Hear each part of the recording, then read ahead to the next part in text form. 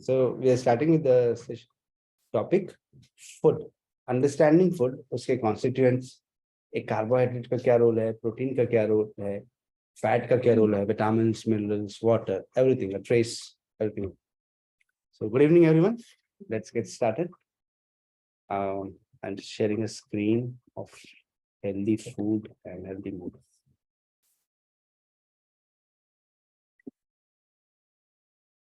See, there are two things in life, and we have always the matter of choice to adopt the healthy option or the unhealthy option. Yes, it's true. Unhealthy options are very attractive. They always invite me to the best. Just a second, I'll just share this.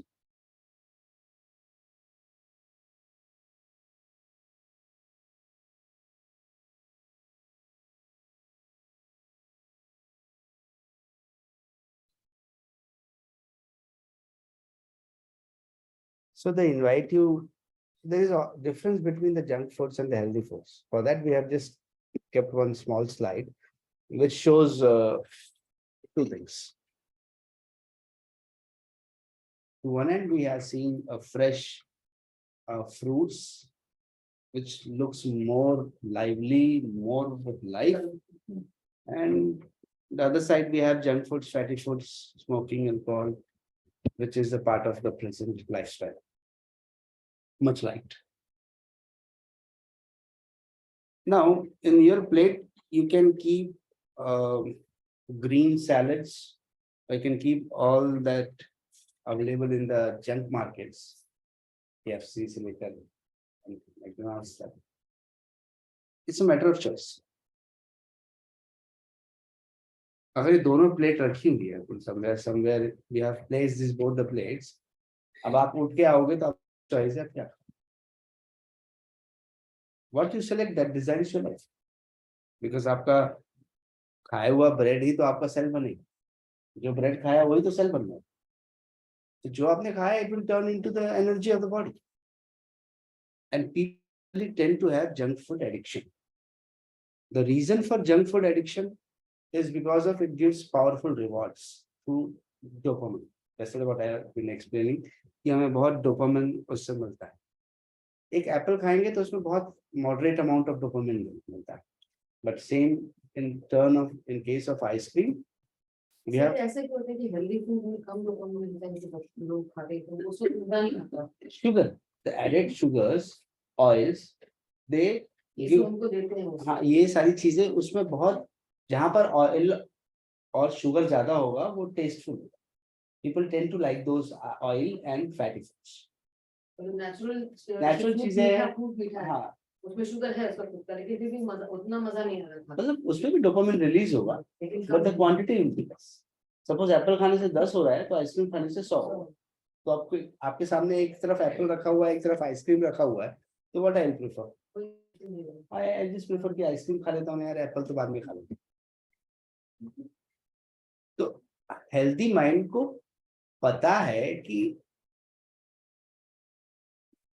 जो मैं खा रहा हूँ unhealthy है, but somehow खाते वक्त मैं अपने आप को इरेशनल करके खा लेता हूँ. रैशनल क्या होता है? लॉजिकल. तो उस समय मैं अपने आप को इरेशनल कर लेता हूँ. भले खाने के बाद फिर मैं बोलता हूँ, सोचता हूँ, पछताता हूँ, क्या बहुत भारी भविष्य. तो ये हम सभी के साथ कभी ना कभी होता आया है. खाते समय बड़ा अच्छा लगता है, खाने के बाद में मन में दुविधा होती है, तकलीफ भी होती है, बट ठीक है, फिर लगता है कि ठीक है, अच्छा. और कई लोग तो कई बार छोड़ने की कोशिश करते हैं. They continuously try to live कि आज से नहीं खाऊंगा, शाम को वो ठेले के पास खड़े. कि आज सोचा, शाम तक मन आपको एकदम व्याकुल कर दे. क्योंकि जब हम वैसे प्लेजरेबल फूड्स नहीं खाते तो somehow somewhere in the mind we start to feel unhappy. हम अपने आप में खुश नहीं फील करते. तो जैसे ही हम अनहैप्पी होने लगते हैं, डल फील करने लगते हैं, तो somewhere in the mind says कि वो कर लो तो उससे अच्छा. easy, get it, no one will say anything wrong. चलो कुछ खा लेते हैं। तो जैसे ही हम खाएंगे that is called as fix. नहीं खा रहे थे तो विड्रॉल हो रहा था। जो व्यक्ति स्मोकिंग करता है, अल्कोहल लेता है या टोबैको च्यू करता है, उसको नहीं मिलेगा तो वो बहुत ही कैसा हो जाता है, देखा आपने विड्रॉल सिम्टम्स कितना बेचैन हो जाता है। तो वैसे ही इन फूड के साथ भी होता है। वेल, हम कैसे पता करेंगे कि किसी व्यक्ति को फूड एडिक्शन है क्या? अब डे टू डे लाइफ में ये चीजें आएंगी। तो पहली चीज common symptoms, 6 common symptoms which you should remember. First thing is craving for certain foods despite being full after a nutritious meal. खाना अच्छे से खा लिया, उसके बाद भी ऐसा लगता है कि कुछ खाना है। Second, eating more to point of feeling excessively starve. बोला यहाँ तक जब तक ना आ जाए तब तक भर के खाते। Third, feel guilty after eating junk foods yet eating them again soon after. Guilty भी कर रहे हैं, बाद में फिर खा रहे हैं। Excuses in your head why you should not eat something that you are craving. क्यों नहीं खाना चाहिए? खाना चाहिए, क्या हो जाएगा इससे? क्या प्रॉब्लम है? लाखों लोग खा रहे हैं, करोड़ों लोग खा रहे हैं, मैं भी खा लूंगा तो क्या दिक्कत हो जाएगी? You have repeatedly unsuccessfully, the word unsuccessfully is important. You have repeatedly unsuccessfully tried to quit eating certain foods. आपने कई बार सोचा कि आज से ये नहीं, बट फिर 25 दिन के बाद कई बार फेल हो जाते हो, कई बार 26 दिन के बाद हो जाते हो। Unable to control eating unhealthy foods despite knowing their harm. Example of weight gain. हमें पता है कि मैं खा रहा हूँ, अब मुझे काजू बहुत पसंद है, अब रोस्टेड काजू और फ्राइड काजू में खाए जा रहा हूँ, पता है कि बाद में भारी लगने वाला है, बट खाए जा। क्या प्रॉब्लम होगी अगर हम ये खाएंगे? तो प्रॉब्लम होगी, हम और एडिक्टेड हो जाएंगे। जितना खाएंगे उतना एडिक्शन बढ़ता है। डायबिटीज बट नेचुरल है, शुगर बहुत होता है प्रोसेस्ड फूड में, तो एनर्जी बहुत होती है, तो energy in the sense calories बहुत होती है, तो वो it will lead to diabetes and also lead to lethargy. जितना फैट फूड खाएंगे, हमने समझ लिया है कि जैसे हम जिस दिन पूरी सब्जी खा लेते हैं उस दिन बड़ा ऐसा लगता है, और जिस दिन रोटी और हरी सब्जी खाते हैं उसे ठीक लगता है। तो मतलब फैट खाया तो लेथार्जिक अपने आप हो जाए। कोलेस्ट्रॉल, कोलेस्ट्रॉल से प्रॉब्लम क्या है? कोलेस्ट्रॉल से सिंपल सा प्रॉब्लम है, ये आपकी आर्टरीज को चोक कर, और आर्टरीज चोक हो गई तो रक्त का प्रवाह नहीं होगा। रक्त का प्रवाह नहीं होगा तो शरीर के अंगों तक पर्याप्त मात्रा में ऑक्सीजन और न्यूट्रिशन नहीं पहुंचेगा। अब ये तो रोड ब्लॉक जैसा काम है। अभी पिछले कुछ समय पहले कश्मीर में रोड ब्लॉक्स लगे हुए थे, तो जितने एप्पल वाले ट्रक्स थे वो बेचारे रास्ते पर खड़े थे, वेस्ट हो रहे थे, खराब हो रहे थे। तो फिर उन लोगों ने उसको, जो बड़े वेंडर्स हैं उनको बेच दिया कि somehow they can transport it through some other medium, flight के थ्रू या उतना एक्सपेंस, क्योंकि आप एक एप्पल को अगर फ्लाइट से भेजोगे तो उसका कॉस्ट कितना हो जाएगा। तो द रोड ब्लॉक्स कोलेस्ट्रॉल करता है। अब there types of cholesterol you must have heard, ठीक है? LDL cholesterol, LDL, HDL cholesterol, VLDL cholesterol. तो जो एचडीएल कोलेस्ट्रॉल है that is considered to be good cholesterol, and LDL cholesterol is considered to be a bad cholesterol. Why? Because एक हमारे शरीर में fat को डिपॉजिट करवा देता है LDL, और एक हमारे शरीर से फैट डिपॉजिट को हटाने की कोशिश करता है HDL, high density lipoprotein cholesterol, HDL, ठीक है?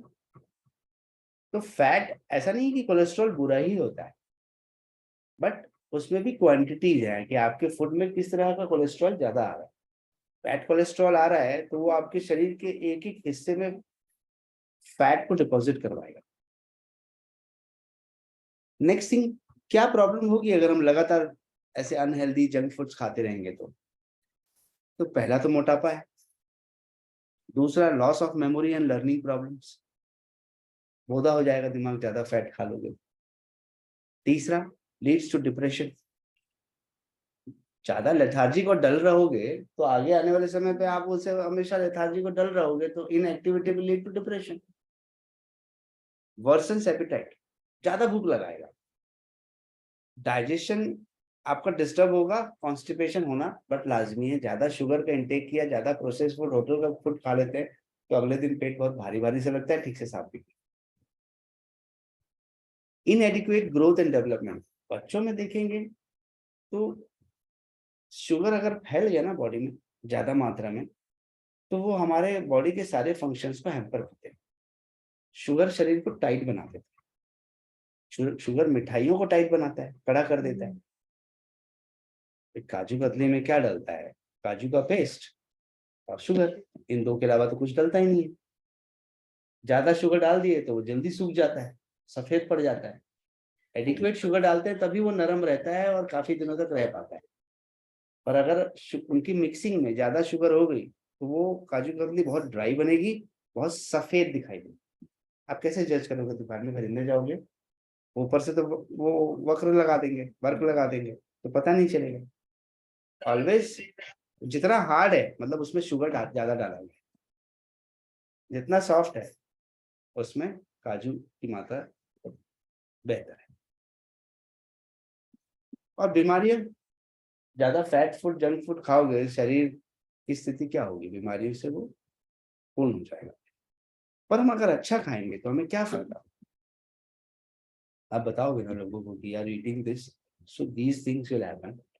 अगर आप इस रास्ते से जाओगे तो आपको ये जगह घूमने को मिलेगी, और इस रास्ते से जाओगे तो ये जगह घूमने को मिलेगी।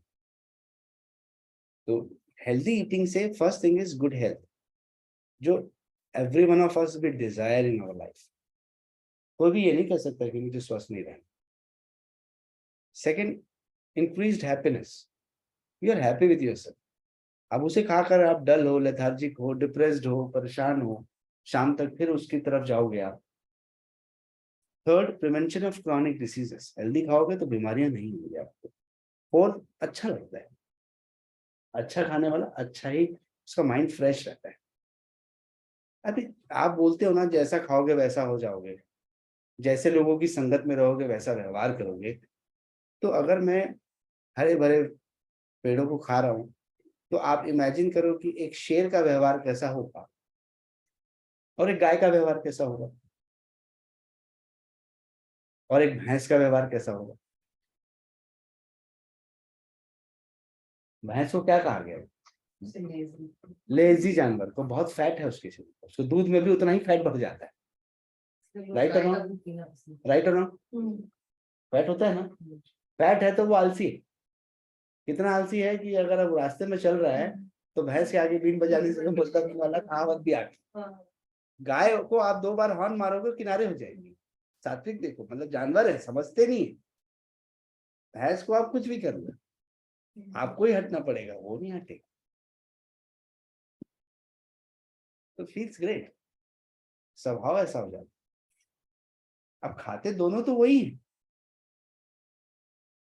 भैंस भी वही खा रहा है, बट भैंस को ऐसे भोजन दिया जाता है जो उनको खल्ली वल्ली जो परोसा जाता है, जो उनका फूड होता है, दूध निकालने के हिसाब से उसमें फैट मिक्सिंग की जाती है।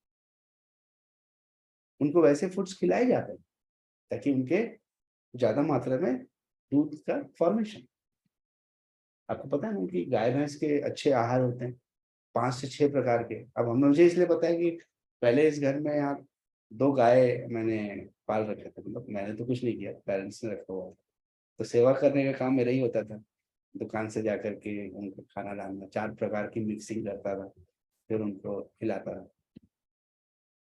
तो भैंस का इसलिए आइडिया है क्योंकि हमारे गांव में जो भैंस है उन लोगों को भोजन दिया जाता था तो वो देखा करता था। तो है आइडिया कि किस तरह से हम लोगों को खिलाया जाता है। तो जैसा अनाज खा रहे हैं उस अनुरूप हो जा रहा है। एक गाय सात्विक है, एक भैंस फैट कंटेंट होने के कारण से उसका माइंड सेटअप ही एकदम अजीब तरह का है, किसी की कुछ नहीं सुनना। तो आज का युवा, आज का बच्चा भी ऐसे ही हो गया है, माँ को ना बोलता है, पिता को ना बोलता है। कल ही एक मम्मी और एक डॉटर बैठे हुए थे। डॉटर की एज 30 ईयर्स, मदर यहाँ लेके आई थी, वो खुद योगा सिखाती हैं यहाँ पास में। तो अपने डॉटर को लेके आई थी। बोले इनको कुछ भी बोलती हूँ मानती नहीं है, 9 बजे सो के उठती है और शाम को तो जंक फूड पक्का खाती हैं। जोमेटो तो इनका एक ऐसा दोस्ती हो गई है इनकी, तो हर कोई, हर जोमेटो का डिलीवरी बॉय जैसे तो परिचित है। ये उनको बोल देती है कि ये चेंज करवा देना वहां पर। बोले इतना खाती है, दिख भी रहा था शरीर वैसा हो गया था। तो मैंने बोला आप बोलते क्यों नहीं? वाह, सुनती नहीं है। मैं बोलती हूँ तो मेरे को मना कर देती है। मेरे मम्मी आप ठीक है ना बहन। तो बच्चा ये सब खाने के बाद उसका माइंड सेटअप भी कैसा हो जा रहा है। अब भैंस से ज्यादा फैट वाला कंटेंट है, तो वो बोलता है, किसी की बात सुनता नहीं। तो बच्चे ये सब खाने के बाद किसी की सुनेंगे नहीं, आप बोलोगे तो ना ही बोलेंगे। और लथार्जी कितने के काम बताती है, तो भगवान जाने कितना बड़ा काम बताती है। आपने बोल दिया जाओ बेटा नीचे से ये काम करके आ जाओ, सीढ़ी उतरेंगे पापा। नहीं ना मम्मी, आप कैसा कह रहे हो, किसी और को बोल दो ना। क्यों ऐसा? Because of the type of food they are eating. आप अच्छा खाओगे फील ग्रेट, आपको बोलेगा 4 बार तो आप 4 बार उठ करके सामान ला के दो। पॉजिटिव रहोगे, लव फॉर ऑल रहेगा, फीलिंग स्ट्रांग रहेगी, चेहरे पे मुस्कुराहट। अब ये दोनों की फोटो देखो कैसे पहचानो इन दोनों। क्या आप ऐसा दिखना चाहते हो या फिर ऐसा? मेरी ह्यूमन बॉडी कितना फैल से तो बहुत मोटे मोटे लोगों को वो देखता है ना। 400 किलो, 350 किलो, बड़े तो लोग खबर इतना बड़ा पेट होता है, और जब वो चलते हैं तो चल भी नहीं पाते, बेड पे ही रहते हैं, उनको सब सामान बोझा खुद ही नहीं उठा पाते। बॉडी कितना सर अपने आप को फैला सकती है। इतना भी फैला सकती है। राइट। तो यहाँ तक की चीजें समझ में आ गई। अपने क्लास के बच्चे ना बहुत वो लग रहा है कि डॉक्टर्स के बच्चे होकर वो लोग कैसा रोज लंच लेके आते हैं, उनको देखते हुए हमें ऐसा लगता है कि क्या बोलूं उनको। पीटीएम में भी कितना समझा दिया कि बंद किया जाए सकते, लेकिन वो लोग वही भेजते हैं। क्या करें, क्योंकि उनको टाइम नहीं है बनाने के लिए। लोग हैं वो उनके बच्चे पास। या तो मेरी क्लास में मोटे हैं या एकदम हड्डी है, जिनके पैर में तो लगा पोलियो हो गए थे, ऐसे पैर टेढ़े टेढ़े चलते हैं उनके पैर, मतलब वो ढंग से ना भाग नहीं पाते। उनको रनिंग करवा रहे हैं ना, तो वो ना पैर भी ना उनके ढंग से पढ़ नहीं रहे हैं। 5 साल 6 साल का बच्चा अच्छे से दौड़ना चाहिए। और जैसे हम लोग उनको डांस करवा रहे हैं, नीचे बैठने के लिए बोलते तो बैठ के उठ नहीं पाते सर। उनसे ज्यादा फिट तो हम लोग हैं कि हम लोग बैठ के बड़ा उठ जाते हैं, वो उठते हैं ऐसे हाथ टेका टेका के उठते हैं।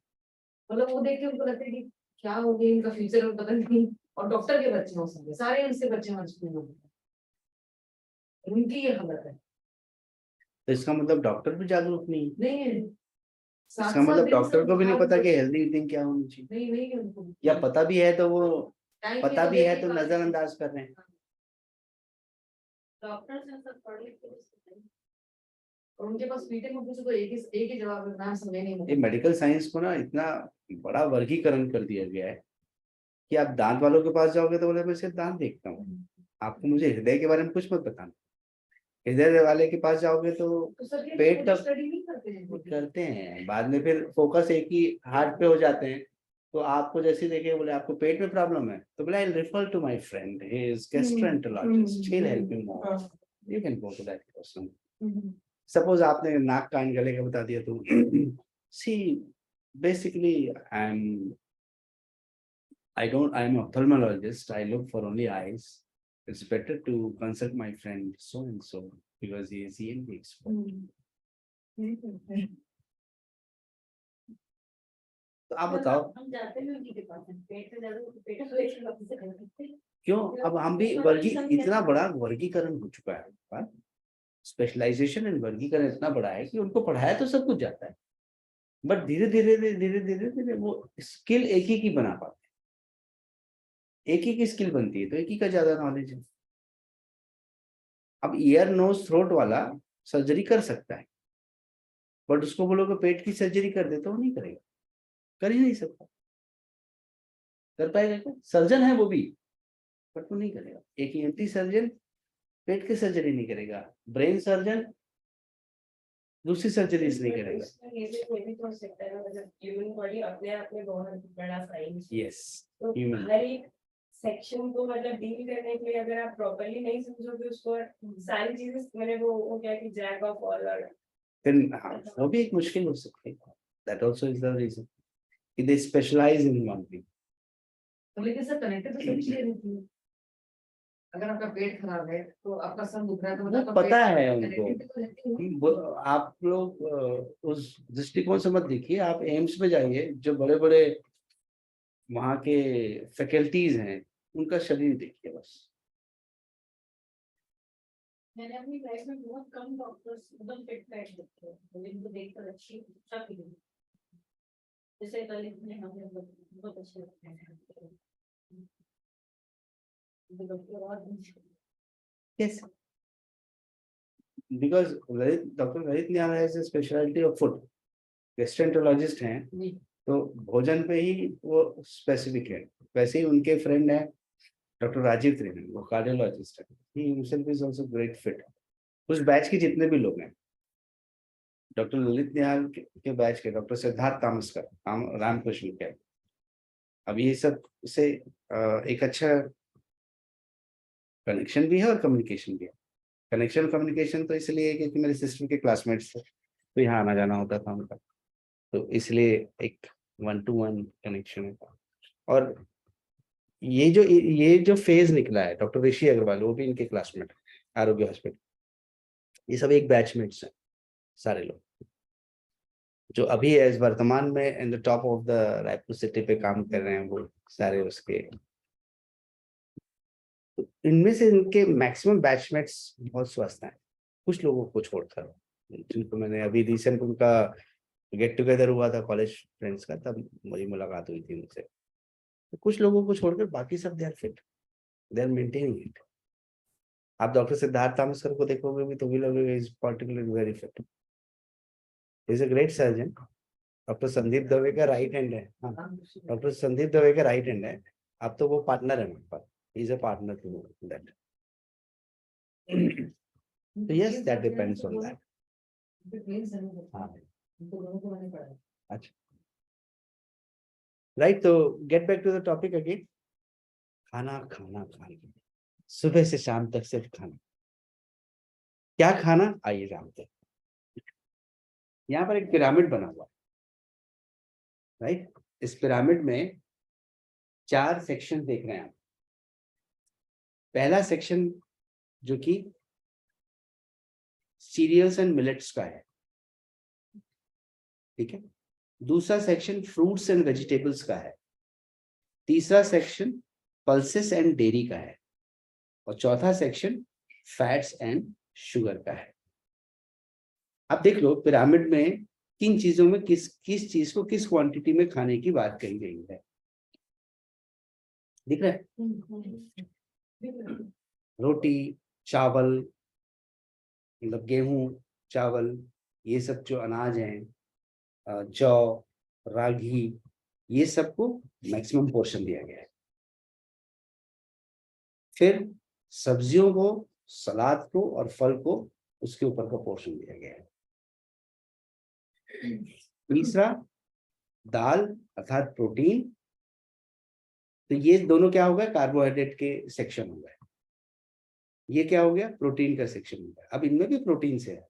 अब मिलेट्स खाओगे तो मिलेट्स सब में प्रोटीन है, व्हीट में प्रोटीन है, राइस में प्रोटीन है, तो ऐसा नहीं कहेंगे कि इसमें प्रोटीन नहीं है, but majorly they constitute more of the carbohydrates. Protein में दूध, मिल्क एंड डेयरी प्रोडक्ट्स, ठीक है, और सबसे और कुछ ड्राई फ्रूट्स भी हैं यहाँ पर, और सबसे ऊपर में तेल दिखा रहा है, और यहाँ शायद शुगर कंटेंट दिखा रहा है। और इसको अगर पिरामिड को उल्टा कर दूं मैं, तो इसको इधर कर दूं और इसको इधर कर दूं,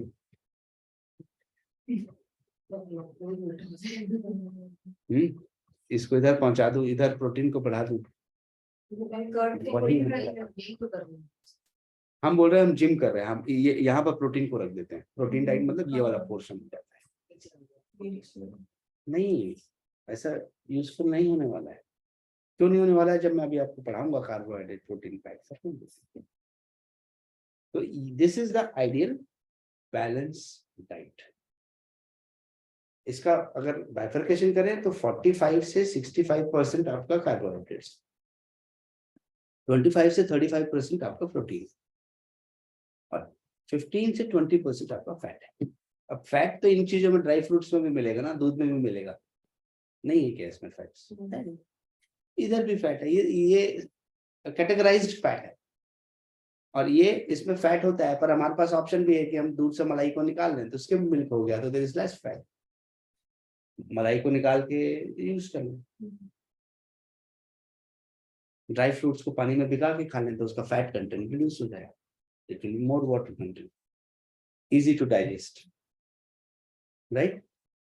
and this is according to national institute of nutrition India. ये जो मैंने चार्ट आपको दिखाया है, national institute of nutrition India का ये चार्ट है, रेफरेंस वहां से लिया है। ओट्स वगैरह खाते हैं वो सब, वो क्या वो सब आपका सीरियल्स एंड मिलेट्स में आ जाएगा।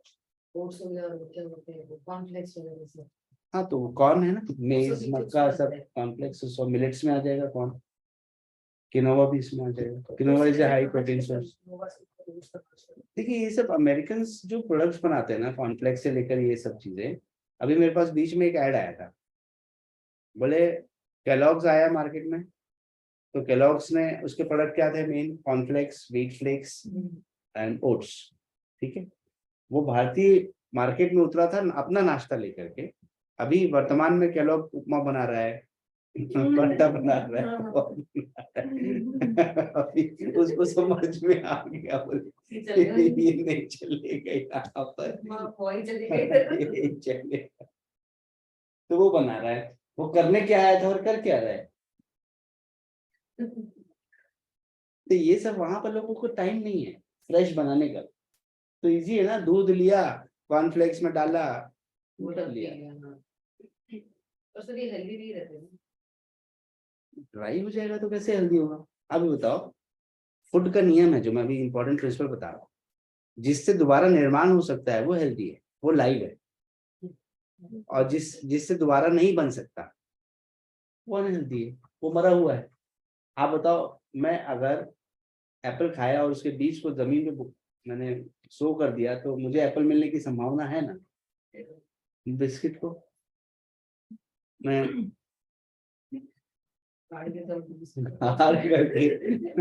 हानी मानी दो बढ़िया, बिस्किट का चूरा भी डालूं उसके ऊपर, तो मेरे को ऐसा बिस्किट का पैकेट निकल के आ जाएगा क्या? That's how we define. जिन चीजों से दोबारा आ सकता है वो लाइफ फूड है, they are healthy, they have life. तो जो लाइवली फूड खाओगे तो लाइवली रहोगे, डेड फूड खाओगे तो डेड रहोगे। तो फिर सूजी पोहा ये सब तो निकले तो वहीं से है ना, अच्छा वहां से तो अनाज तो वहीं से आएगा, but they are not processed. ये ओट्स वगैरह प्रोसेस्ड रहते हैं। क्या होता है, देखिए ये सब अनाज को स्टोर करने के हिसाब से एग्रीकल्चर ने उसको डेवलप किया। हर मौसम में हर चीज नहीं आती, तो उन्होंने ऐसे टेक्निक्स अपनाए। जब एग्रीकल्चर इंडिया में आया तो उन्होंने टेक्निक्स अपनाए कि इन चीजों को स्टोर किया जा सके, और पानी डालने से ये फिर एक्टिव हो जाते हैं, फिर लाइवली हो जाते हैं। आप एक काम करो ना, गेहूं को पानी में डाल के छोड़ दो, फूल भी जाएगा और थोड़ा सा उसमें अंकुरित हो जाएगा। तो क्या ये नहीं बता रहे कि मैं फिर से लाइव हो सकता हूँ? Sprouts are not the example of life food. गेहूं को अंकुरित किया जा सकता है, चने को अंकुरित किया जा सकता है, मूंग को अंकुरित किया जा सकता है, पर मैं बिस्किट में पानी डाल के छोड़ दूं तो, या भुजिया में थोड़ा पानी डाल के छोड़ दूं, कम हो जाता है ना। मैं इतना खाता हूँ तो कम हो जाता है, थोड़ा ग्रो हो जाएगा। मतलब इमेजिन करो मैंने पानी डाल के रखा है, अगले दिन देख रहा हूँ कि भुजिया इतना हो गया लंबा।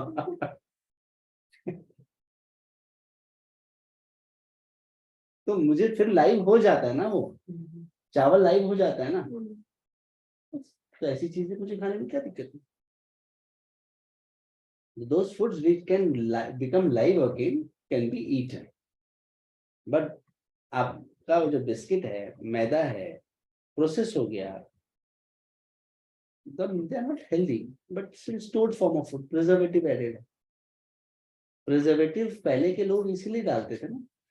अचार क्यों ले जाते थे? ट्रैवलिंग में जा रहे हैं आप, जम्मू से कश्मीर जाना है, या सॉरी 300 किलोमीटर की ट्रैवलिंग है, बैलगाड़ी में जाएंगे, 3 दिन लगेगा, तो कौन सी रास्ते में आप होटल्स भी नहीं होते थे, ढाबा भी नहीं होते थे, तो पूरी ले जाना, अचार ले जाना उनकी मजबूरी थी, पापड़ ले जाना उनकी मजबूरी थी, खाखरा ले जाना उनकी मजबूरी थी, खेपला ले जाना उनकी मजबूरी थी। खेपला खराब नहीं होता महीनों तक। अब मैं 10 दिन की यात्रा पे, गुजरात में आपकी शादी हुई है मान लो, और आपको यहाँ छत्तीसगढ़ आना है, तो आप बैलगाड़ी में कितने दिन में आओगे? चलो, आज रामकृष्ण जी की कहानी पढ़े थे, वो बेचारी शारदा देवी जी हैं, छोटे से गांव में रहती थी। ठीक, उस छोटे से गांव से उनको हावड़ा जाना था, कैलकाटा जाना था, तो रास्ते भर में चलते चलते 100-150 किलोमीटर में तो वो बीमार पड़ गए, फीवर हो गया उनको। जयराम बत्ती से अपने गांव से उनको जाना था वहां पर कलकत्ता रामकृष्ण परमहंस जी से मिलने के लिए, तो रास्ते में पता चला बीमार हो गई। पैदल गई, वो पैसे भी नहीं थे कि गाड़ी में बैठ के जाए, 100 किलोमीटर में ये हाल था।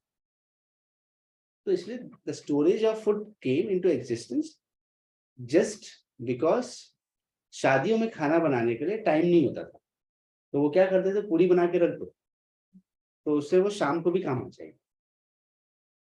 That's how that those things came into प्रचलन। बट वो अब हमारे फूड का स्टेपल हो गया। अब सुबह नाश्ते में हम लोग पूरी बना के खाएं तो इज इट रिक्वायर्ड? अभी सुबह पहले के जमाने के लोग पूरी और सब्जी खा के निकल जाते थे कि रास्ते में खाना मिला नहीं मिला तो ये पेट दिन भर में पड़ा रहेगा, इसको पाचन होने में टाइम लगेगा, तो मेरे को भूख नहीं लगेगी, ये तो मैनेज हो जाएगा, मैं शाम तक अगर पहुंच भी गया वहां तक तो कोई दिक्कत नहीं। तो कंसेप्ट वाज दैट, राइट और do you feel what I am saying is justified? Yes, then you can understand. तो हमारी कैलोरी रिक्वायरमेंट कितनी? तो कैलोरी रिक्वायरमेंट एक एक्टिव एडल्ट को लगभग, मैंने बताया था 25 साल से लेकर 65 साल के लोगों को एडल्ट के रूप में हम देखते हैं, तो 2500 कैलोरीज चाहिए उनको। एक एक्टिव एडल्ट वुमेन को 2000 कैलोरीज चाहिए, ओनली 2000। सेडेंटरी एडल्ट मैन ज्यादा काम धाम नहीं करता है, बैठा रहता है, पड़ा रहता है, तो 2000 चाहिए उसको। और सेडेंटरी एडल्ट वुमेन को सिर्फ 1600 चाहिए। सिर्फ घर पे बैठ के अगर व्हाट्सएप देखना है, टीवी देखना है और ज्यादा विशेष काम नहीं है, तो फिर आप 1600 से ज्यादा नहीं खाओ। Children below 8 years they need around 1800 calories. Girl between 8 to 15 years they need around 1800 to 2400 calories. A boy around 8 to 15 years they need around 2000 to 3200 calories because the demand of body is high. खेलते थे पहले के बच्चे इसलिए लगती थी, अब तो बच्चे खेलते नहीं है तो इतना कैलोरी खाने के बाद तो फिर हालत खराब ही नहीं। Old men above 50 they need 2 to 2200. Old women after 50 again they need 600. मतलब आप ये बोल रहा है कि ओल्ड मैन यहाँ पर एक्टिव सेडेंटरी नहीं रखा है, एक उम्र के बाद आपकी कैलोरी रिक्वायरमेंट कम हो जाती है, बट मोस्ट ऑफ द अस जो हमारी खाने की आदत बन जाती है वो थ्रू आउट रही जाती है। 50 के बाद भी हम वैसे ही खा रहे हैं, रिटायरमेंट के बाद भी हम वैसे ही खा रहे होते हैं, थोड़ा ज्यादा ही खा रहे हैं, right? So hope this clears the calorie requirement of the person. And now, what do you understand by balanced diet? तो मैं यहाँ पर एक एडिलेड डेविस जिन्होंने ये फेमस न्यूट्रिशनिस्ट थे, उन्होंने जो ये कहा था, जो मैक्सिमम न्यूट्रिशन डायट्रिक्स के सेमिनार में सुनने को मिलता है, eat breakfast like a king, lunch like a prince and dinner like a pauper. मतलब एक भिखारी की समाधि से। किसने बोला था? एडिलेड डेविस ने ये लाइन बोली थी, जिसको मैक्सिमम लोग कोट करते हैं अपने बोलचाल की भाषा में। तो यहाँ पर प्रिंस, उन्होंने क्या कहा कि एक यंग जो लड़का है उसको कैसा चाहिए, उसको प्रोटीन रिच डाइट चाहिए क्योंकि ग्रोइंग एज है, तो कैसा नाश्ता होना चाहिए? तो उसमें फ्रूट्स होना चाहिए, स्प्राउट्स होना चाहिए, दूध होना चाहिए।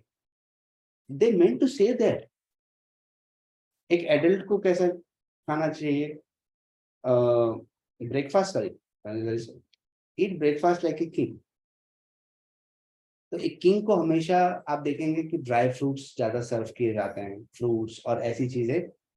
आपने देखा होगा जितने भी वो किंग्स दरबार लगा होता है तो वहां पर क्या सजा के रखते हैं, फ्रूट्स एंड ड्राई फ्रूट्स सजा के रखते हैं। तो वो कह रहे हैं कि इन चीजों को आप स्टार्ट करो। और एक प्रिंस जिसको सब चीज चाहिए, प्रॉपर मील चाहिए, उसके अकॉर्डिंगली पूरा भोजन होना चाहिए और आपका डिनर हल्का होना चाहिए, खिचड़ी दलिया ऐसी चीजें वो कह रहे हैं जो इजी टू डाइजेस्ट है। अब हमने ये ईट ब्रेकफास्ट लाइक ए किंग को ये समझ लिया कि पकवान खाएंगे, एकदम पेट भर के ब्रेकफास्ट करो। तो सूखी तला हुआ हो जाता है, बड़ा बड़ा पकवान यस एग्जैक्टली। मैं पढ़ रहा था टीपू सुल्तान के बारे में। तो टीपू सुल्तान की हैबिट थी, उसको पूरा रूटीन पढ़ रहा था मैं कि सुबह कितने बजे उठता था। तो उसके रूटीन का पहला हिस्सा था कि वो जो भी खाता था सुबह खा लेता था। दोपहर में उसके पास टाइम नहीं होता था क्योंकि वो अपने पहले मिनिस्टर से मिलता था, फिर सेनापति ग्रुप से मिलता था, मतलब सेना ग्रुप से मिलता था, फिर वो कॉमन लोगों से मिलता था, और शाम का टाइम वो अपने बच्चों को देता था।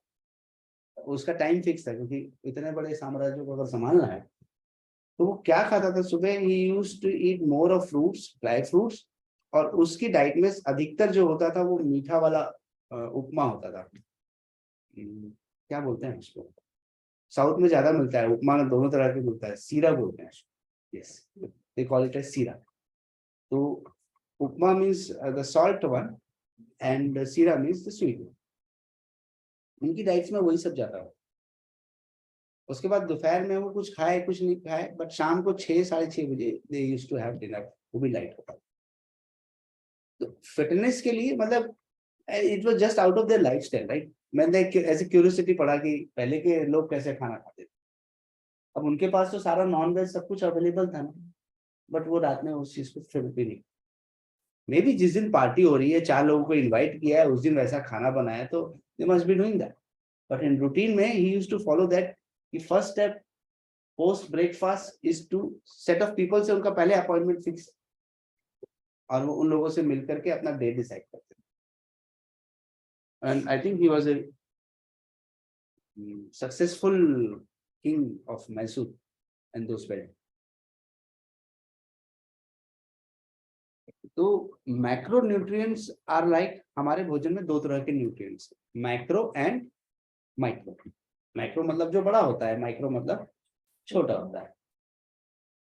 मैक्रोन्यूट्रिएंट्स में we are well aware that protein, carbohydrate, fats and water, and micronutrients में minerals, vitamins and elements, all elements what has been used.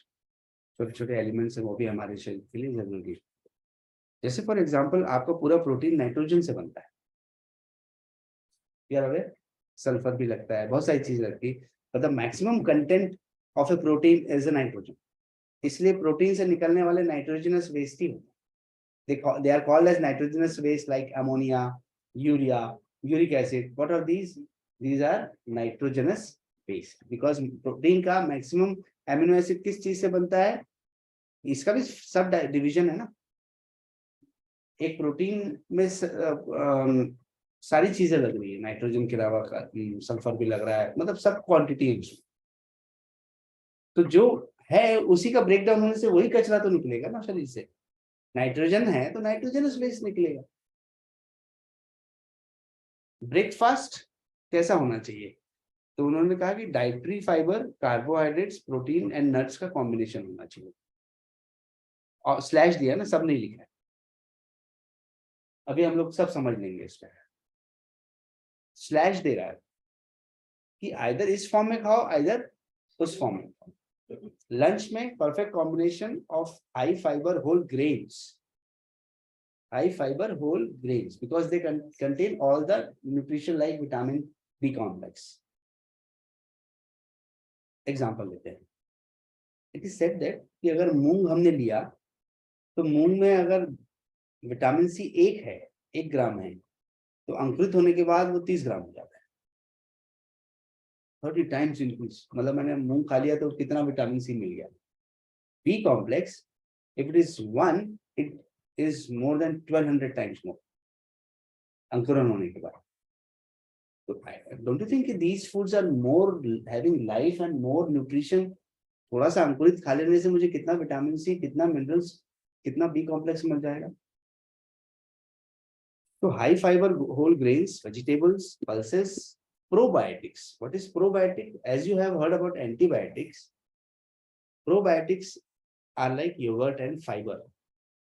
दही खाने को क्यों बोलते हैं? कि दही में जो अच्छे बैक्टीरिया होते हैं वो आपके इंटेस्टाइन में रह करके घर बना लेते हैं, कॉलोनी बना के रहते हैं वो लोग, और कोई भी अनहेल्दी बैक्टीरिया को वहां आने नहीं देते हैं।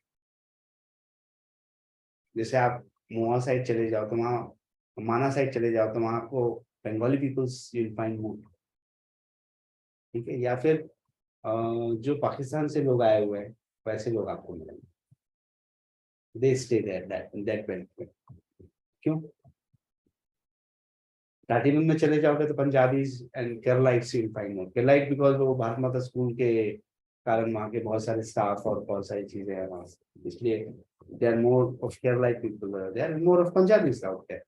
तो उनके बीच में दूसरा व्यक्ति वहां जाके नहीं रह रहा है। 24 संता में चले जाओगे तो बोलेंगे कि आप ये find more Marwaris over here, ठीक है। सिविल लाइन में जाओगे तो बोलो सारे ब्यूरोक्रेट्स होते हैं। Likewise it has been distributed. तो ये योगर्ट जो है हेल्दी बैक्टीरिया बनाता है और कॉलोनी बना के वहां रहने लगता है, अनहेल्दी को भगा देता है, अनलेस अनटिल उनकी संख्या ज्यादा हो, उनकी आर्मी की संख्या इनकी आर्मी की संख्या से बड़ी होगी तो फिर ये लोगों को बढ़ता है, उसी में लूज मोशन, डायरिया और ये सब चीजें होती है, फूड इन्फेक्शन जो बोलते हैं ना अपन, फूड पॉइजनिंग हो गई। तो फूड पॉइजनिंग में वो बड़ी कॉलोनी लेकर आया था, हमने ईस्ट और वो सड़ा हुआ ब्रेड खा लिया, तो सड़े हुए ब्रेड में बहुत ज्यादा मात्रा में हार्मफुल और माइक्रो ऑर्गेनिजम्स थे जो हमें दिखाई तो देते नहीं खुली आंखों से, वो चले गए तो वो हमारे इंटेस्टाइन में बैठी कॉलोनीज को डिस्टर्ब करके वहां से भगा देंगे। अभी जैसे चाइना हमला करेगा तो वहां से उसको कब्जा करते करते वहां के इंडियंस को भगा देगा, या उनको बोलेगा कि आप चाइनीज बन जाओ। पाकिस्तान हमला करेगा तो वहां के लोगों को बोलेगा या तो आप हमारे बन जाओ या फिर छोड़ दो। तो शरीर में भी यही चीज होगी। तो probiotics means you don't, if you eat probiotics you don't need antibiotics. तो दही दही नहीं ले रहे तो आप गुजरातियों को देखो, दुबले पतले बढ़िया मस्त रहते हैं, इतना छाछ पीते हैं, उनको कभी भी छाछ दे दो आप, रात में दे दो, दिन में दे दो, कभी भी दे दो, they are ready to drink, right. And dinner is light. तो मेरे को लाइट डिनर का मेरे को ऐसा लगता है कि लाइट चालू करके उसी को देखना है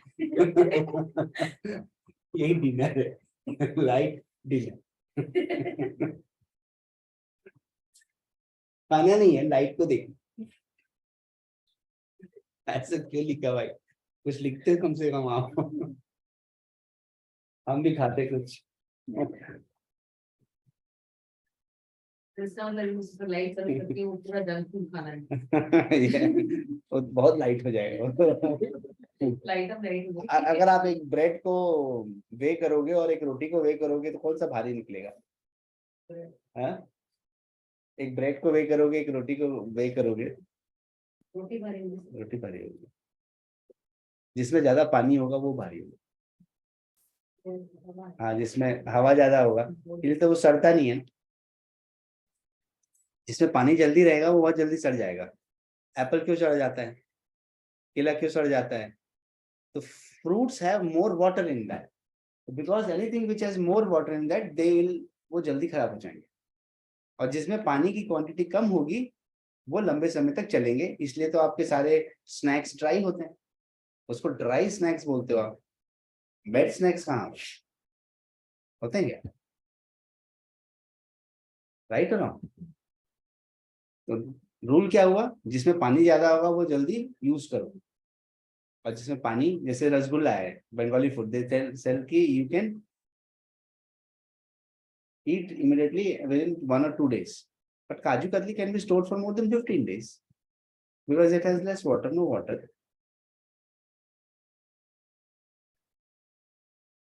अभी बैलेंस डाइट दिखाता हूँ सही, यही तो जानना चाहते थे। उसको बहुत पीड़ित रहेगा ना मुझे। हाँ, PDF भी आएगा और रिकॉर्ड सेशन से रिकॉर्ड हो ही रहे हैं। अब यहाँ women and main, women for 2000 calories and main for 2500 calories. Breakfast लिखा है मिल्क हाफ कप, टी अभी मैंने तो बनाया नहीं, तो टी तो लिखता नहीं मैंने, तो बट ऑब्वियस है उन लोगों को ही है। ये टी तो भी लिखा हुआ है। टी या coffee followed by 50 gram of cereals, idli, porridge, cornflakes, upma, pulses 20 gram. Quantity विशेष कर रहा है, आपको लग रहा है मैं 50 ग्राम खाऊंगा, आपको लग रहा है मैं मेरी डाइट 50 ग्राम की होगी, 400 ग्राम तो फ्रूट खाता हूँ, उसके बाद फिर ये तो 200-300 ग्राम तो ये खाऊंगा।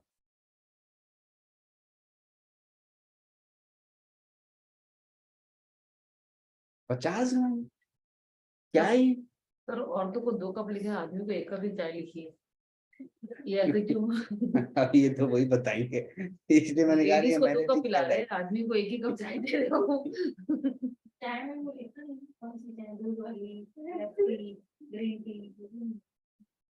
अब देखते हैं इसमें नीचे, पुरुषों में सीरियल्स को 70 ग्राम कर दिया है और फीमेल्स में 50 ग्राम कर दिया, सब चीजें मेंशन है।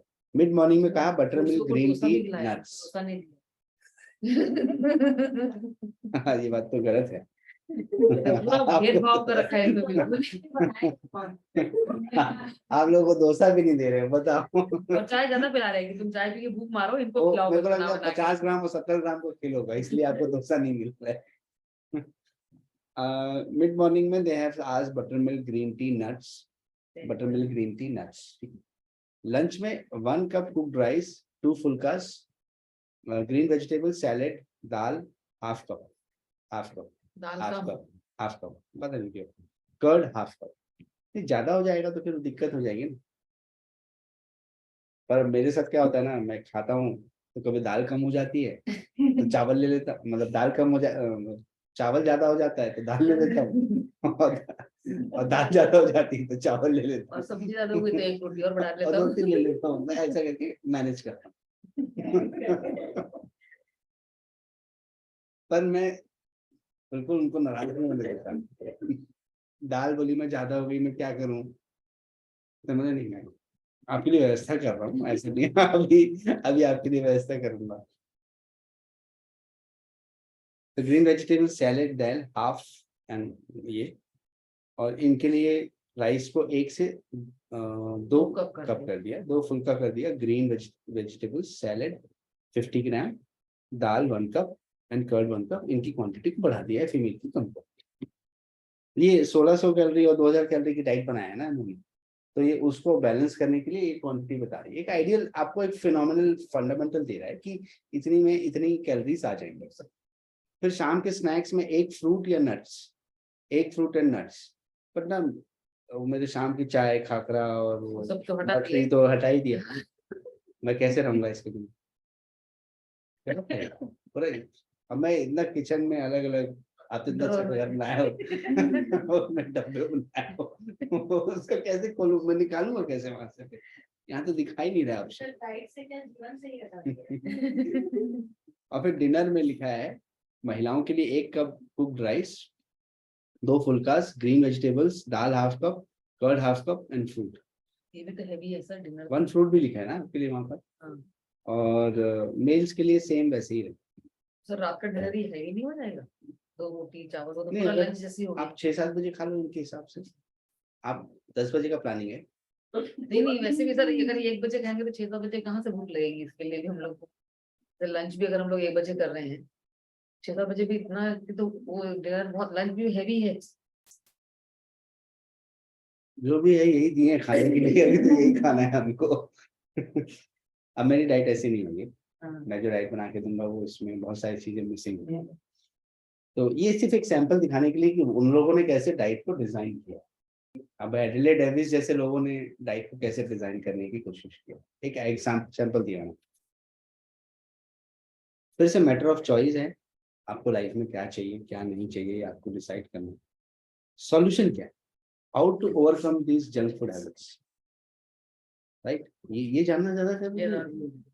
वो सब तो जान लिया। पहले आदत करनी शुरू। अब मैं आगे का नहीं दिखाता आपको। सस्पेंस बनाए रखता हूँ। कंफ्यूज भी तो सस्पेंस रहेगा। नहीं नहीं, अभी आज खोल दूंगा। तो इस आपने डाइट देख लिया। अब आपने डाइट इसके अकॉर्डिंगली क्वांटिटी को फिक्स कर दो। तो एक मुझे हो सकता है कि अगर मैं अपनी आइडियल डाइट बात करूं, मैं अगर नाश्ता नहीं कर रहा हूं तो मेरे यहाँ रोटी एक एक्स्ट्रा होता है। मैं 3 रोटी खा लेता हूँ, 1 कटोरी चावल खा लेता हूँ। दाल मेरी 1 कटोरी की बजाय 2 कटोरी होती है। दही मैं कभी खाता हूँ, कभी नहीं खाता हूँ। तो मे बी आई कंपनसेट कि मैंने दही नहीं खाई तो मैंने 2 कटोरी दाल खा लिया। I am just giving an example, मैं अपनी बात नहीं कर रहा हूँ। इन जनरल ऐसा भी लोग करते होंगे। या सपोज मैं चावल ईटर नहीं हूँ, जैसे हमने हॉस्टल में पढ़ते थे तो सारे नॉर्थ इंडियंस फेमस थे कि ये रोटी ज्यादा खाएंगे, और साउथ इंडियंस फेमस थे कि वो चावल ज्यादा खाएंगे। तो वो अपने हिस्से की, हमारे हॉस्टल में फिक्स था कि भैया आपको 2 ही चपाती मिलेगी आफ्टरनून में। अब उतने लोगों का खाना बनाना है तो 2 ही मिलेगी। तो जो साउथ इंडियंस होते थे वो रोटी नहीं खाते थे, तो हम लोग को ट्रांसफर कर देते थे।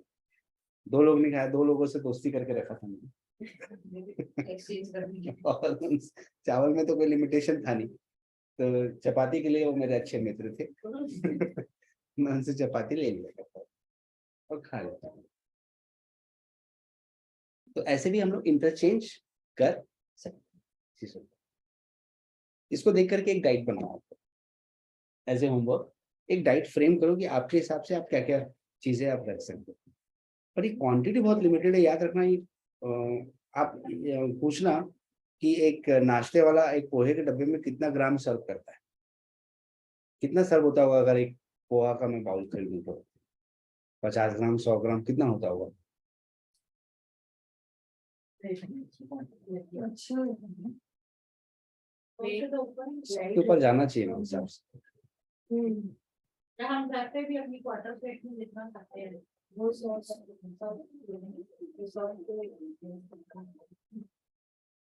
तो with this in mind I am just matter of choice कि मुझे क्या करना है। सॉल्यूशन बहुत अच्छा है, सॉल्यूशन जो दिखाऊंगा वो आपको बहुत अच्छा लगेगा। You literally like it. बड़ा बड़ा करता हूँ।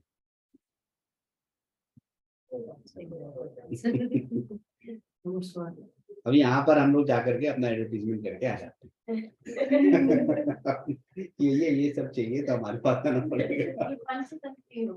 हाँ पंच, बेसिकली हमने यहाँ क्या दिखाने की कोशिश की है। डाइट को बैलेंस करने की बात कही, पानी को ठीक करने की बात कही, फास्टिंग दिखा दिया, प्लेट को खाली रखा है हमने, और एक्सरसाइजेस की बात की,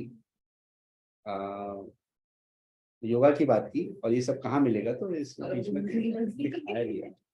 ऐसा प्रचार कैसे करूंगा मैं, ऐसा काम कैसे चलेगा मेरा। उसके बाद फिर मैं स्मार्ट ईटिंग के बारे में बताता हूँ। मतलब ये तो एक बेसिक ऑफ प्रेजेंटेशन है। स्मार्ट ईटिंग में choose slowly, eating division solid and liquid, joy of eating, खाने को एंजॉय करते हुए खाओ, avoid stress while eating, so avoid any kind of stress, avoid drinking water in between, what to eat मैंने आप लोगों को बता चुका हूँ क्या खाना चाहिए, ईट स्लोली, और कब खाना चाहिए ये भी मैंने आपको बता दिया।